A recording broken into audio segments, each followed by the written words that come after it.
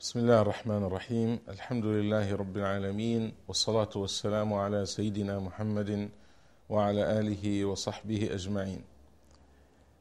L'excès dans la religion, un sujet très important qui est toujours un sujet posé, je dirais même à travers l'histoire de l'islam et de notre actualité d'aujourd'hui. Il faut rappeler tout d'abord que la religion musulmane est une religion de juste milieu. L'une des grandes caractéristiques de cette religion est le juste milieu et la modération. Et les arguments, les textes qui parlent de ce grand principe de juste milieu, qui est à la fois une attitude loin de l'excès, mais loin aussi du laxisme. C'est le juste milieu qui essaie d'éviter les deux extrêmes, si on peut dire, l'excès, l'exagération, mais aussi le laxisme et le relâchement. Beaucoup de textes nous rappellent ce principe, et l'un des versets les plus importants, c'est le verset 143 de la sourate 2, sourate al-Baqarah, où Allah subhanahu wa ta'ala, il qualifie la Ummah, la communauté des croyants, les musulmans, comme une communauté de juste milieu. Car cette caractéristique du juste milieu, elle doit être portée dans la vie par des hommes qui l'expriment. Il ne s'agit pas d'une valeur théorique, mais elle doit être aussi une pratique, une réalité. Et cette réalité, elle doit caractériser la vie des croyants dans toutes les attitudes, les approches, la compréhension et la pratique de la religion. Dans ce verset, Allah subhanahu wa ta'ala nous dit وَكَذَلِكَ جَعَلْنَاكُمْ أُمَّةً وَسَطًا لِتَكُونُوا شُهَدَاءَ عَلَى النَّاسِ وَيَكُونَ الرَّسُولُ عَلَيْكُمْ شَهِيدًا.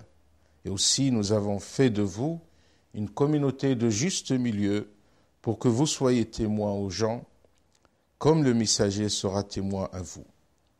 Il est important de dire que ce verset est le verset 143 qui vient aussi au juste milieu de la sourate al-Baqarah qui contient 286 versets. C'est pour illustrer justement, même par la position de ce verset qui vient au juste milieu, cette idée très importante, cette caractéristique primordiale qui est celle de la modération du juste milieu. Également, nous pouvons lire dans le Coran, dans les versets concernant la prescription du jeûne, dans Surat al-Baqarah, lorsqu'Allah subhanahu wa ta'ala il nous a appris que le jeûne est une obligation pour les croyants, mais juste après avoir annoncé la prescription, l'obligation, il nous rappelle encore une fois le principe de la facilité, le principe de la modération, lorsqu'il nous a parlé que Dieu a donné une dérogation aux malades, aux voyageurs, de ne pas jeûner. Et à la fin des versets, il dit « Yuridu Allahu bikum al-yusra, wa la yuridu bikum al-usr » Dieu veut pour vous la facilité, il ne veut pas pour vous la difficulté. Dans les hadiths du prophète sallallahu alayhi wa sallam, ce principe de juste milieu qui doit nous éloigner de l'excès, du relâchement également, est aussi rappelé, tel que ce hadith du prophète alayhi salatu wassalam, hadith rapporté par An-Nasa'i, Ibn Majah ou l'imam Ahmad, où le prophète alayhi salatu wassalam dit Iyakum wal-ghulu fi ad-din, fa innama ahlaka man kana qablakum al-ghulu fi ad-din. Alors il dit gardez-vous de l'excès dans la religion, car ce qui a porté préjudice à ceux qui vous ont précédés est l'excès dans la religion. Et là, le prophète, alayhi salatu wassalam, il nous dit que cette attitude d'excès, c'est une attitude qui est également connue dans les autres traditions. C'est peut-être une façon pour nous dire qu'une tendance chez les hommes d'une façon générale vers l'excès, comme il existe également à l'opposé une tendance vers le laxisme et la négligence, ce sont des attitudes humaines qui existent Et parfois, c'est à partir justement de cette attitude humaine que la personne va tomber dans la compréhension, dans l'interprétation et dans la pratique de la religion, soit dans l'excès et l'exagération, soit dans le laxisme et la négligence. Également, nous avons ce hadith connu des 3 compagnons qui ont demandé aux épouses du prophète alayhi salatu wassalam par rapport à son adoration. Et lorsqu'ils ont su que le prophète menait une adoration, je dirais, humaine, c'est-à-dire il fait la prière pendant la nuit, mais il dort également, il mange et il jeûne, il a une relation normale, quotidienne, comme tous les hommes avec ses femmes. Ils ont dit que nous, on n'est pas dans la même situation du prophète alayhi salatu wassalam. Il a une place privilégiée auprès de Dieu. Mais nous sommes des simples croyants, nous devons faire plus.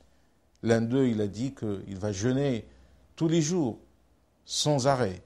L'autre, il a dit qu'il va quitter sa femme pour se donner complètement à l'adoration. Et l'autre, il va faire la prière toute la nuit. Et le prophète, alayhi salatu wassalam, lorsqu'il a entendu ces 3 personnes, avec une bonne intention de faire un effort exceptionnel dans l'adoration de Dieu, il n'a pas aimé ses attitudes. Il est même s'est mis en colère en disant que je suis le plus proche de Dieu. Suivez mon exemple parce que moi, je ne fais pas la prière toute la nuit, je ne jeûne pas tous les jours et j'ai une relation comme tous les hommes avec ces femmes. Alors c'est ça ma voie. Celui qui s'éloigne de ma voie, il n'est pas des nôtres. Également, nous avons ce hadith où le prophète sallallahu alayhi wa sallam nous parle des hommes de science. La référence qui doit être présente entre les croyants, qui doit leur rappeler c'est quoi l'essence et l'esprit et les règles et les principes de la religion lorsqu'il dit يحمل هذا العلم من كل خلف عدوله ينفون عنه تحريف الغالين وانتحال المبطلين وتأويل الجاهلين.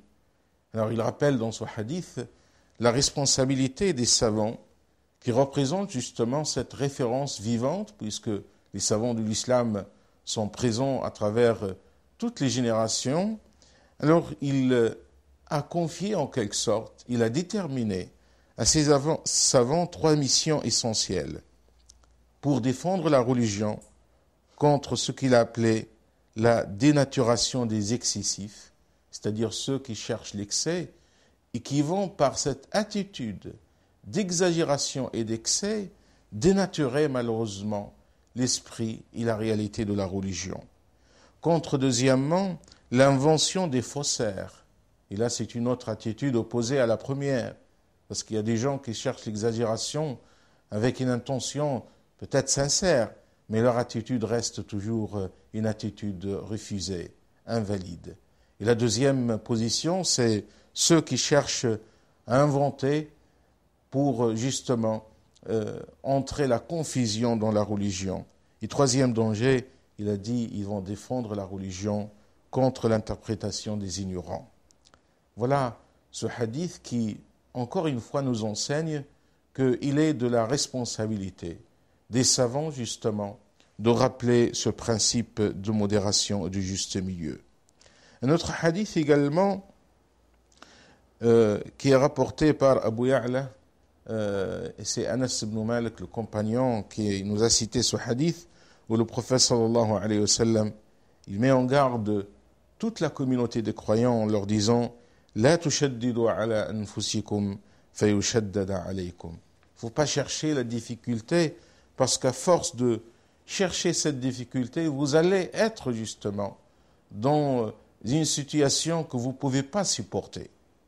Également, le hadith qui nous recommande la facilité dans la religion et qui dit « Inna ad-dina yusr, wa lan yushadda ad-dina ahadun illa ghalabah, fasaddidu wa qaribu wa abshiru » C'est un hadith sahih rapporté par Al-Bukhari et Muslim, où le prophète alayhi salatu wassalam, il rappelle que l'esprit de la religion est la facilité. Il dit la religion est la facilité. C'est comme il a défini la religion par la facilité.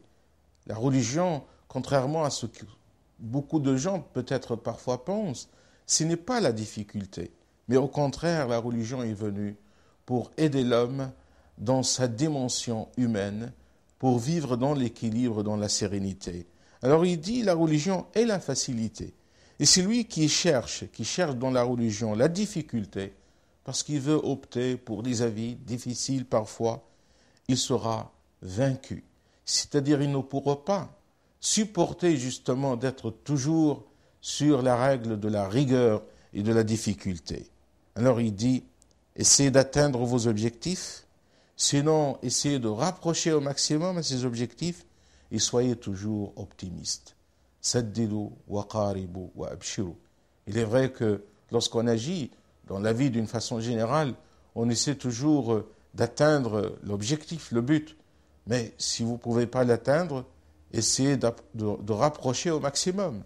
C'est-à-dire, il ne faut pas être atteint par le désespoir si vous n'arrivez pas justement à atteindre l'objectif. Essayez de rapprocher au maximum et soyez toujours optimiste. Voilà l'attitude que le prophète nous trace et nous donne par rapport à notre relation avec la religion, mais c'est une attitude générale qui peut servir dans la vie de l'homme dans tous les domaines.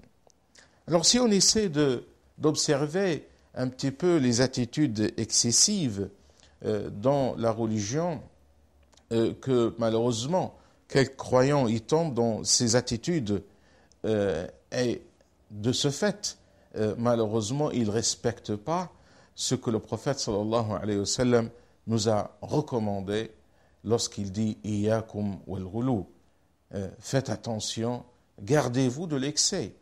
Parce que l'attitude de laxisme et du relâchement, c'est une attitude généralement qui ne peut pas être justifiée, soutenue par un croyant. Bon, on tombe dans des attitudes de faiblesse, et la faiblesse, elle ne peut pas être défendue. Mais contrairement à l'excès, l'excès, il peut être présenté comme une rigueur dans la pratique de la religion. Et c'est pour cette raison que le prophète alayhi salatu wassalam nous a mis justement en garde contre l'excès. Alors parmi les attitudes qui expriment justement cette tendance vers l'excès, ce qu'on observe parfois chez certains croyants, dans ce qui est un déséquilibre dans les priorités.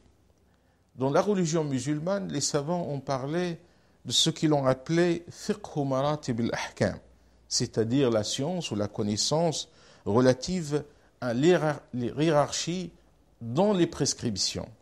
Les prescriptions et les devoirs ne sont pas tous de même degré. Il y a des degrés différents. Nous savons bien que dans les obligations, nous avons al-arkan, les piliers, les grands fondements, mais nous avons des obligations simples, nous avons aussi les recommandations, al-mandoubat ou al-mustahabbat, également dans les interdits, nous avons al-kabair, c'est-à-dire les grands péchés ou les péchés majeurs, et nous avons les péchés, sans qu'ils soient des grands ou des majeurs, et nous avons ce qui est déconseillé, al-makrouh. Alors, il y a des priorités, il y a une hiérarchie qu'il faut bien respecter. Et malheureusement, parfois, on voit une confusion. On voit des gens qui tiennent absolument un acte recommandé pour, malheureusement, négliger parfois ce qui est obligatoire. Ou donner plus d'importance à un acte qui est tout simplement recommandé comme sunna qui n'est pas obligatoire, pour ne pas donner de l'importance qu'il faut à une chose qui est obligatoire. Également, dans cette confusion, dans ce déséquilibre, nous observons parfois une négligence par rapport au comportement moral et en même temps une tendance de rigueur dans la pratique cultuelle. On voit bien qu'il y a des gens qui tiennent absolument, par exemple, à être assidus par rapport aux pratiques rituelles, à la présence dans la mosquée, etc., chose qui est tout à fait louable et recommandée, mais en même temps, ils ne donnent pas de l'importance, par exemple, aux qualités morales qui sont exigées également du croyant. Un croyant doit être véridique, doit être fidèle, doit respecter ses engagements, doit être bon avec les autres. Et là aussi, il s'agit des obligations qui ont aussi une très grande importance dans la religion musulmane. Également, parmi les aspects de cette attitude de déséquilibre entre les priorités, ce que nous observons parfois chez quelques-uns, chez certains croyants, d'une assimilation des points secondaires avec ce qui est fondamental, surtout concernant les questions du dogme. Et là, je donne l'exemple d'une question qui est soulevée dans les débats entre les savants les plus anciens, la question qui concerne les attributs et les noms divins. Il y avait deux tendances, ou même plusieurs, par rapport à la question de l'interprétation. Est-ce que nous pouvons interpréter certains noms et attributs de Dieu, et surtout les attributs de Dieu? Il y avait des tendances, des avis chez les savants, et cette question d'interprétation, du moment qu'elle reste dans le cadre légal, respectant les principes du dogme et de la foi musulmane, c'est une question secondaire. Parce que l'essentiel, c'est de croire aux 6 piliers de la foi.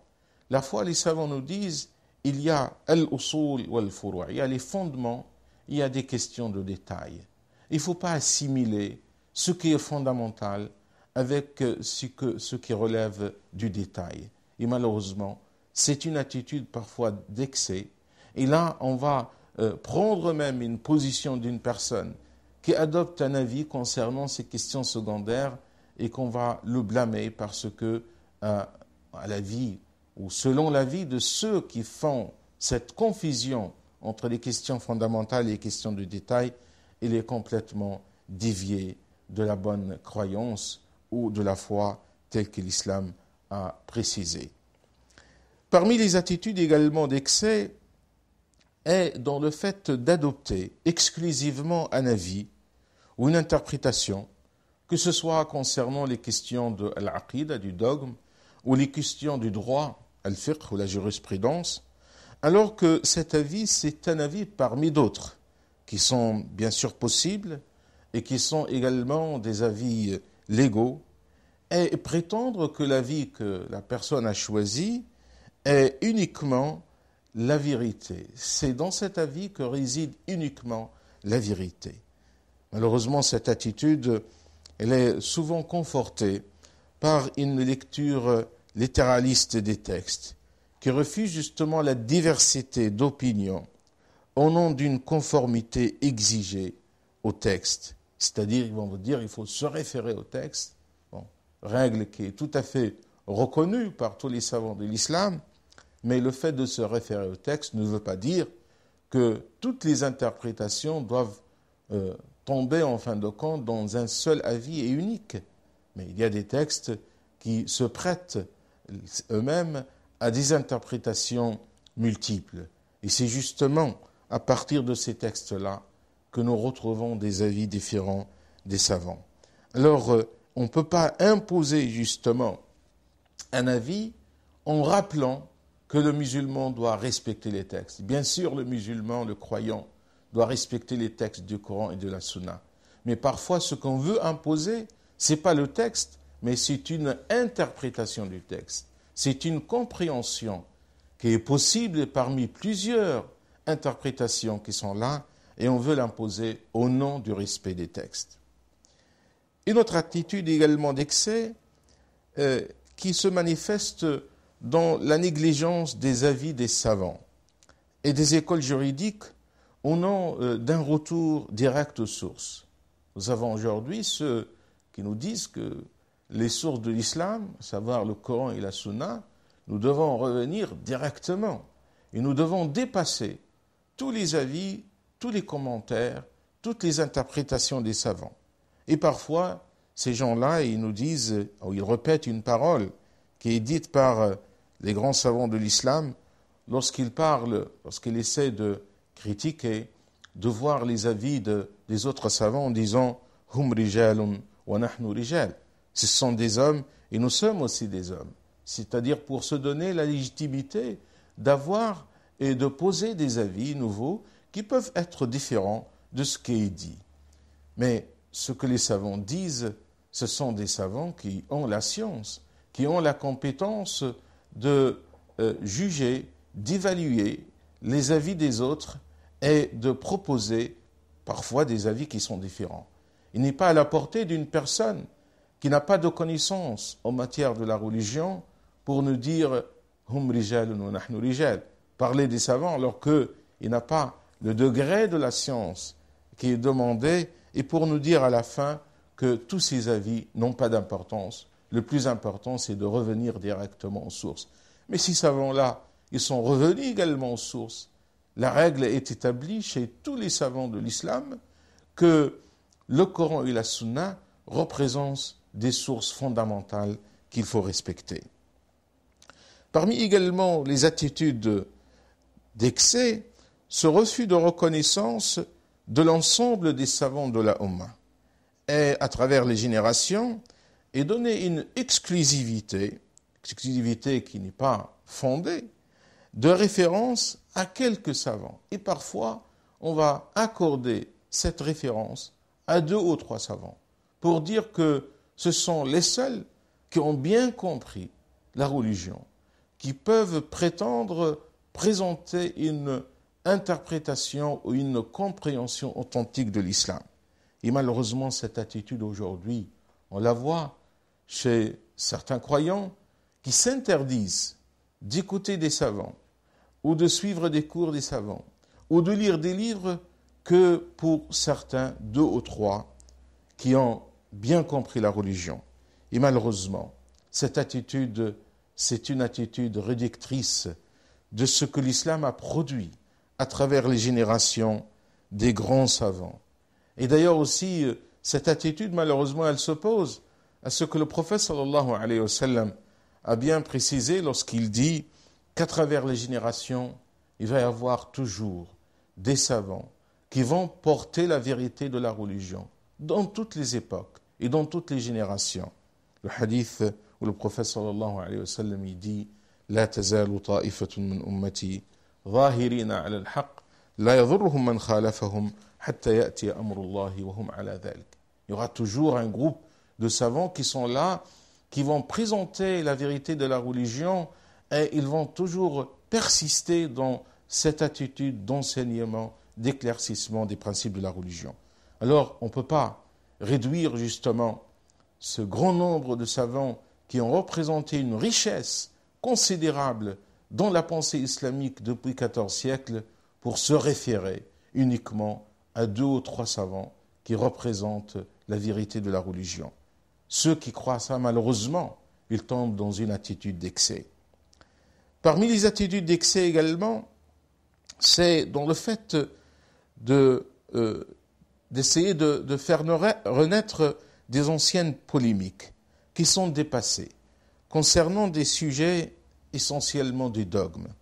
Nous savons tous que les savants de l'islam, dans l'histoire, ont été confrontés à des débats, et des débats de leur époque, que ce soit des débats internes entre les différents groupes dogmatiques, ce qu'on appelle al-firaq, ou des débats qui concernent parfois des dialogues avec les autres religions, etc. Et beaucoup de ces questions sont des questions qui sont dépassées, qui ne sont plus des questions de notre époque, de l'actualité. Et malheureusement, on voit des gens qui vont aller chercher dans ces anciens manuels du dogme, de l'aqid, pour faire renaître des polémiques qui sont tout à fait dépassées. Ou qui vont même imposer aux musulmans de choisir une voie parmi d'autres, d'opter pour une tendance parmi d'autres. Il y avait des tendances dans l'histoire du dogme en islam. Les écoles, al-firaq, al-milal, al-mukhtalifa, mais cette réalité, c'est une réalité qui était liée justement avec des circonstances historiques.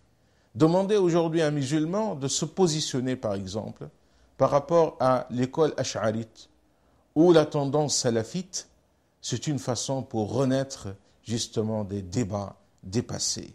Les musulmans se réfèrent à une seule référence dans la foi et dans le dogme.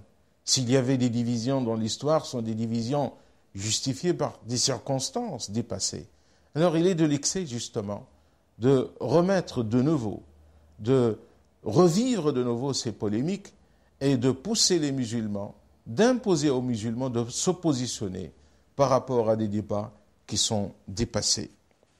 Parmi également les attitudes d'excès, cette hostilité que nous trouvons chez certains par rapport à toute tentative d'innovation est le fait d'exiger toujours une argumentation par les textes pour tout avis nouveau.